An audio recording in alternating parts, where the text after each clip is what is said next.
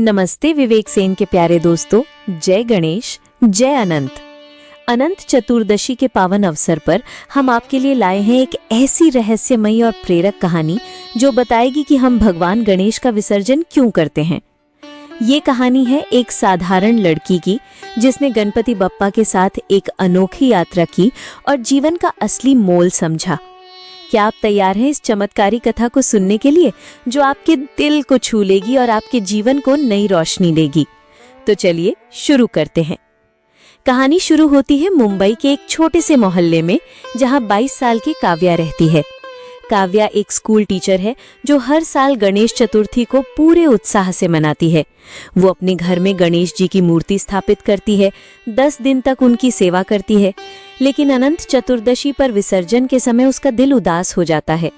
बप्पा को क्यों विदा करना पड़ता है, वो हर साल सोचती है।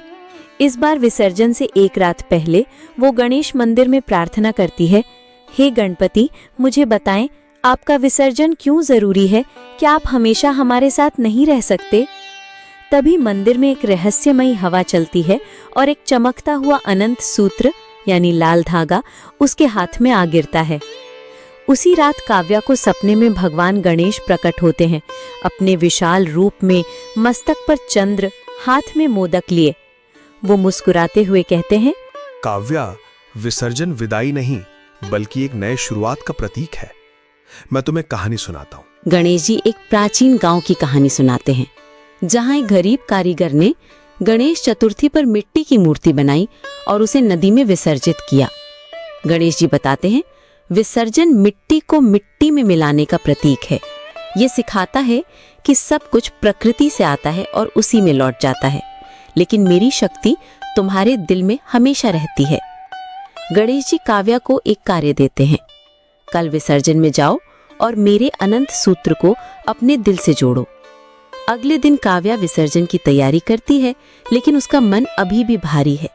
वो चौपाटी पर विसर्जन के लिए जाती है, जहां भीड़ में उसे एक बूढ़ी अम्मा मिलती है जो भगवत गीता की पुस्तक पढ़ रही हैं। अम्मा कहती है, बेटी, गणेश जी का विसर्जन हमें गीता का ये पाठ सिखाता है, न त्वम शोचितुम मरहसी। जो आता है वो जाता है, जीवन का नियम है परिवर्तन। अम्मा बताती हैं कि कृष्ण ने अर्जुन को सिखाया कि सच्ची शक्ति अंदर है, न कि बाहरी रूप में। काव्या को एहसास होता है कि गणेश जी का विसर्जन हमें सिखाता है कि बाहरी मूर्ति तो प्रतीक है, असली भक्ति दिल में होती है। वो अनंत सूत्र को अपने कलाई पर बांधती है और विसर्जन के लिए तैयार होती है। चौपाटी पर गणेश जी की मूर्ति को नदी में विसर्जित करती है। जैसे ही मूर्ति पानी में डूबती है, वो देखती है कि अनंत सूत्र चमकने लगता है। तभी उसे एक दृश्य दिखता है, गणेश जी और कृष्ण एक साथ खड़े हैं, मुस्कुराते हुए। गणेश जी कहते हैं, काव्या, विसर्जन का मतलब है छोड़ना अहंकार, डर और बंधनों को। जब तुम मुझे पानी में छोड़ती हो, तुम अपने मन के बोझ को भी छोड़ देती हो।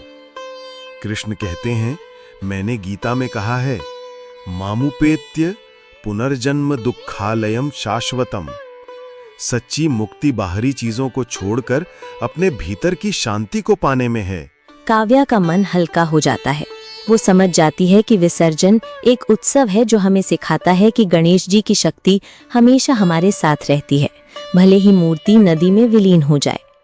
विसर्जन के बाद काव्या अपने जीवन में बदलाव लाती है। वो अपने स्कूल में बच्चों को गणेश चतुर्थी और अनंत चतुर्दशी का महत्व सिखाती है। वो उन्हें बताती है कि जैसे गणेश जी की मूर्ति नदी में मिलती है, वैसे ही हमें अपने डर और नकारात्मकता को छोड़ना चाहिए। काव्या का आत्मविश्वास बढ़ता है और वो अपने मोहल्ले में एक छोटा सा गणेश उत्सव शुरू करती है, जहां लोग मिलकर भक्ति और एकता का जश्न मनाते हैं। वो अनंत सूत्र को हमेशा अपनी कलाई पर रखती है, जो उसे याद दिलाता है कि गणेश जी और कृष्ण की शिक्षाएं उसके दिल में बसी हैं। दोस्तों, काव्या की ये कहानी हमें सिखाती है कि गणेश जी का विसर्जन केवल एक रस्म नहीं, बल्कि जीवन का एक गहरा पाठ है। ये हमें सिखाता है कि छोड़ना उतना ही जरूरी है जितना अपनाना। अनंत चतुर्दशी का ये पर्व हमें याद दिलाता है कि गणपति बप्पा हमेशा हमारे साथ हैं, हमारे दिल में, हमारे कर्म में। विवेक से की इस कहानी से आपको क्या सीख मिली, कमेंट में जरूर बताएं। लाइक करें, शेयर करें और हमारे चैनल को सब्सक्राइब करें। अगले साल फिर आएंगे बप्पा, तब तक जय गणेश, जय अनंत।